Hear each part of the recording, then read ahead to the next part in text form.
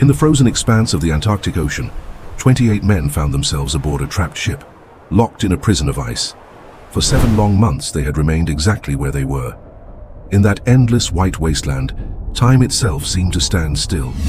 Then one night, a thunderous crash came from below and the Endurance lurched violently to one side. It felt as if an unseen giant had smashed against her hull from beneath. What happened next would be beyond anyone's wildest imagination. For those men, their expedition had just become a desperate fight for survival. Now, picture an ocean where waves tower as tall as skyscrapers, winds roar at 100 km/h, and the water is so frigid it would turn a man's blood to ice. Sailing through such waters is like embracing death.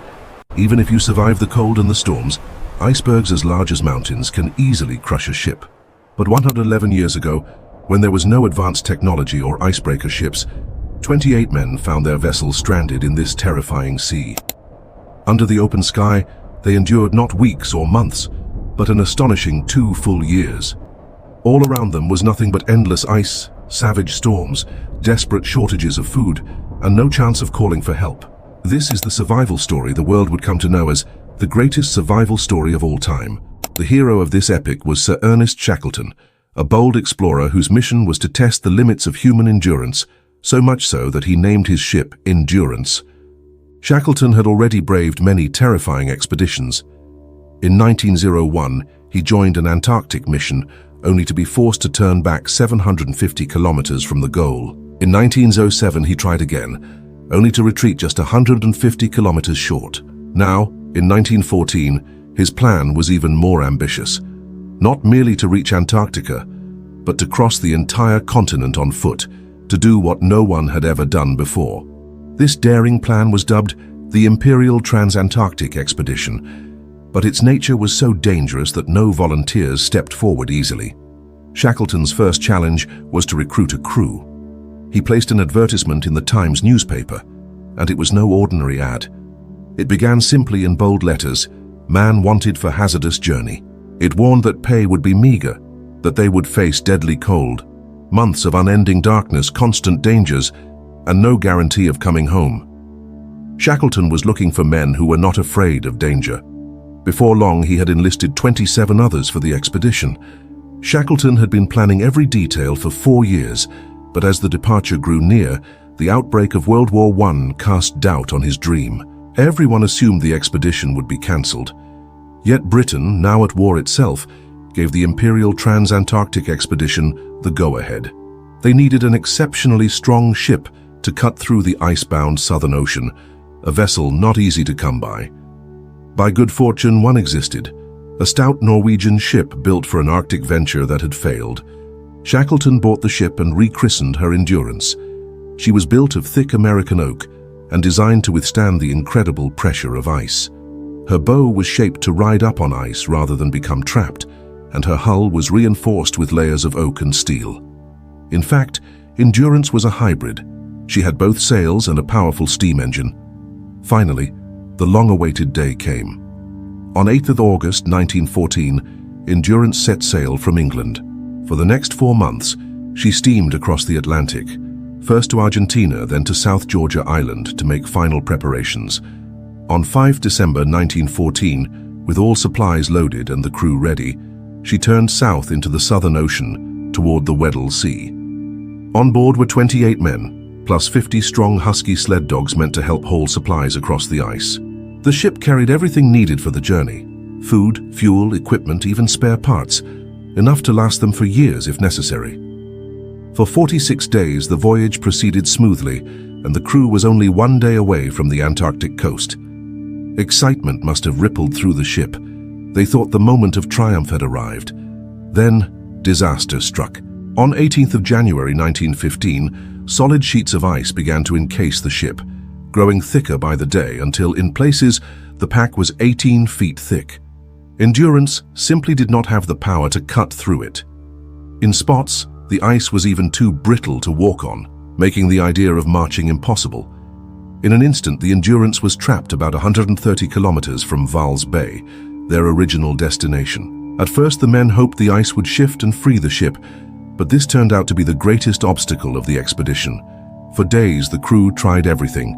At last, in a desperate move, they decided to muscle their 300-ton ship forward themselves.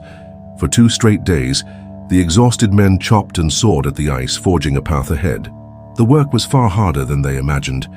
After relentless effort, they had moved the ship only about 300 meters. Then the ice closed in again, jamming her fast. For an entire month, they battled the pack.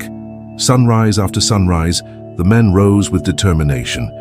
Each sunset found them exhausted but still stuck. On 14th of February 1915, Shackleton finally admitted defeat. He ordered that the ship be left to drift with the moving ice, believing that perhaps the long winter would eventually break the pack and free them. Thus, Endurance became a floating winter camp. The crew settled into a routine, the only difference being that the ship would no longer move. Shackleton enforced strict discipline to keep morale up. The men held daily discussions to keep their minds sharp, played soccer on the frozen deck, cut each other's hair, and even held cooking contests, anything to pass the endless hours. They lived for the hope that one day the ice would crack and release them to continue their journey. As the days passed, the men aboard Endurance grew ever closer, even forming deep bonds with their dogs. The dogs were not just animals, they were brothers in the frozen silence. The crew clung to the hope of reaching civilization again, but nature had other plans. In April 1915, the pack began to shift, but mounting pressure caused the layers to ride up on each other. An utterly unexpected disaster. Millions of tons of ice pressed down on Endurance. The crew's priority was clear: free the ship from the crushing pressure. Together, they dug out ice and chiseled away at the great walls of frozen sea around them. After weeks of back-breaking effort, they managed to stave off the worst of it, but the danger was far from over. Then came the night of 14th July 1915. A sudden crash echoed from below, and Endurance lurched violently to one side. The men could feel the ship groaning under the strain, as if in agony. No one could say what had caused it. Perhaps a whale had struck her or something hidden in the depths. They survived the night, but at dawn they saw an incredible sight. The crushing ice had not only tipped the ship, it had snapped her rudder clean off. Now, after 7 months trapped, they were more than 2,000 kilometers from any other human, with no way to send a message.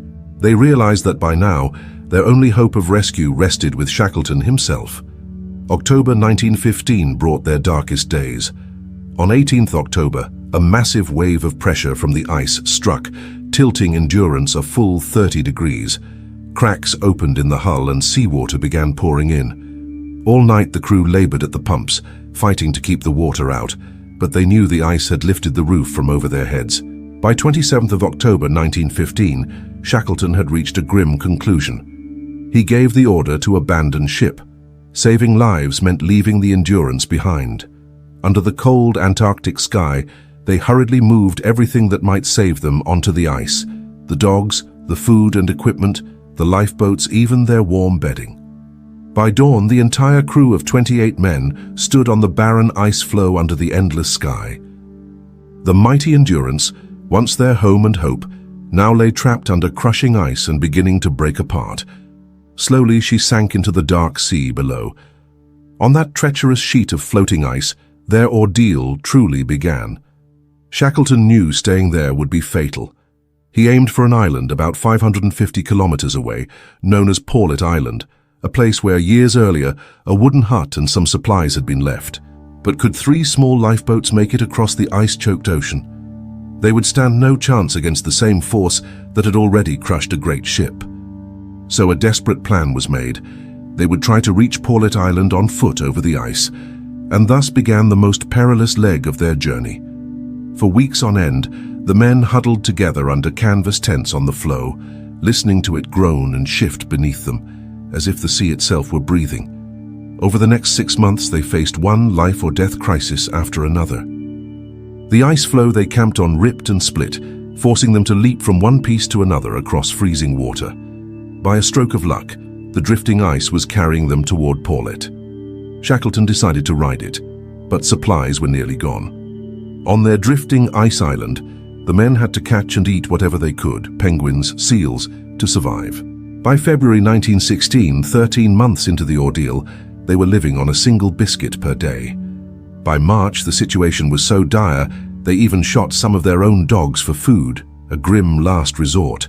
That sacrifice bought them just a few more days. They still hoped Paulet Island would yield something, but fate intervened. The ice shifted again, steering them toward Elephant Island instead. For days, the seas around them raged with wind and wave. The temperature plunged to -20°C, and frostbite took its toll on their fingers and faces. Their lips and tongues were cracked and raw, even swallowing was agony.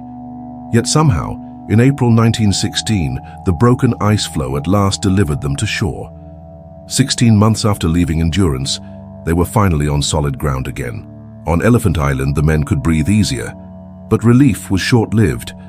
Elephant Island was a barren, inhospitable rock that could not sustain them for long. With their food supplies gone, the situation was desperate. Only one hope remained: South Georgia Island, home to a whaling station about 1,300 kilometers away. Shackleton decided on the most daring plan yet: a small boat voyage to South Georgia to get help. He selected 5 men and, on 24 April 1916, they set out from Elephant Island in one of the lifeboats, aiming for South Georgia. This crossing is known as one of the most dangerous sea journeys ever attempted. Towering waves, sometimes up to 90 feet high, crashed over them. The cold was so intense that their bodies began to freeze. They had no GPS or compass. They navigated only by the sun and stars. Every day they rowed with all their might, yet could make at most 80 kilometers. Finally, after 16 harrowing days, on 10th of May 1916, Shackleton and his 5 companions sighted land, South Georgia. But disaster struck again. They had landed on the wrong side of the island. Before them rose a wall of mountains, peaks reaching 4,000 feet. For the next 36 relentless hours, they climbed and clawed their way higher, cutting steps in ice and crawling over glaciers and cliffs. At last, they stumbled through the dense brush down to the far side, where a Norwegian whaling station lay. Shackleton was in such a state of exhaustion that the station workers barely recognized him. No one could believe that this frail, broken man was Sir Ernest Shackleton, the same man who had sailed from England more than a year earlier. After 3 days of rest and care at the station, Shackleton's resolve was undiminished. He set out again, determined to rescue the men he had left on Elephant Island. Week after week he battled storms and pack ice, attempt after attempt, only to be driven back by the impenetrable ice. Finally, on 30th August 1916, as if by miracle, Shackleton's ship spotted smoke rising in the distance from Elephant Island, a signal fire lit by his men. He had no idea how many of them were still alive. To everyone's astonishment as they approached, they found every one of the 22 men remaining on Elephant Island alive and well. Sir Ernest Shackleton had left England on 8th August 1914. 2 years and 22 days later, he returned home with his entire team. They had never completed their original mission. Shackleton had turned back twice on previous attempts, each time just 120 kilometers short of the South Pole, and this expedition had been stopped just 120 kilometers from its goal. But the story of their survival won him a place in history that success alone might never have achieved. Back in Britain, newspapers hailed Shackleton and his men as heroes, praising them as survivors of the impossible. And one final note: 107 years later, in 2022, the Endurance was discovered deep beneath the Antarctic waters. She lies on the ocean floor 3,000 meters down, remarkably well preserved, so much so that her name is still clearly visible on the bow. Modern explorers found her sitting upright on the seabed, as if the sea itself had frozen her voyage. For 107 years, she lay hidden on the seabed, until modern technology finally allowed her discovery, and the legend of Shackleton and the Endurance lives on in every act of courage against the odds. Thank you for watching this incredible survival story on GEM TV. If you enjoyed it, please hit like and share. We appreciate all your kind comments. See you in the next amazing video.